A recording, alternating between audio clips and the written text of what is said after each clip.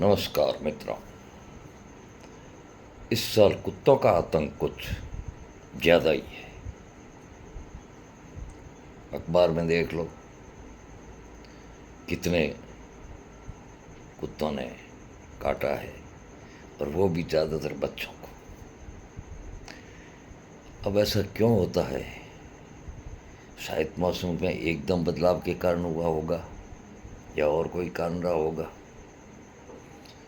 और पशु चिकित्सक तो कह रहे हैं कि ये मौसम कुछ ऐसा बना है जो उनके इस समय ब्रीडिंग का टाइम नहीं होते हुए भी आ गया है। इस कारण से ये कुछ क्रोधित हो जाते हैं और ज़्यादातर बच्चों को काटते हैं। अब इसके लिए भारत सरकार ने एक कोई आदेश भी राज्य सरकारों को दिया था। उसमें कुछ किस्म के कुत्तों को रोकना था, मगर कोर्ट ने उसके ऊपर भी रोक लगा दी। किसी कुत्ते प्रेमी ने इस पर स्टे ले लिया।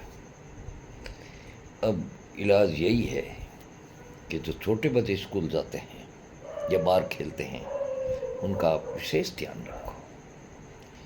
अब देखो, आप कुत्ते तो इतने खतरनाक हो गए हैं।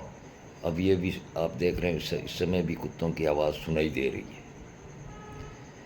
तो बचा भी इसका तो जरिया है, और हम कर भी कुछ नहीं सकते।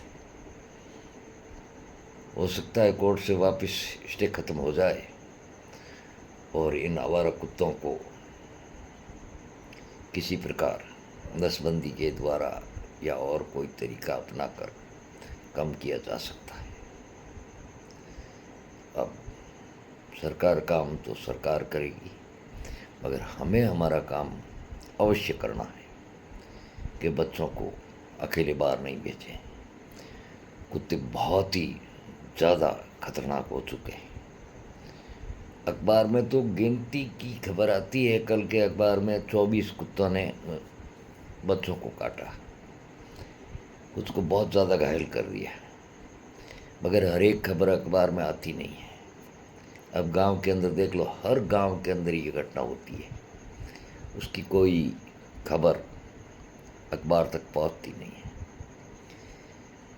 अब बस सावधानी ही बचाव है, और सावधानी रखनी ही पड़ेगी। और सरकार को भी बहुत नुकसान है। जब कुत्ता काटता है, एंटी रेबीज़ के इंजेक्शन लगते हैं, वो फ्री में लगाती है सरकार, मगर वो इंजेक्शन बहुत महंगे होते हैं। तो सरकार को भी नुकसान है और बच्चों को तो नुकसान है ही।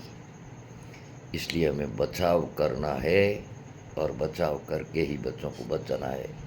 बाकी हमारे पास कोई चारा नहीं रहा। धन्यवाद।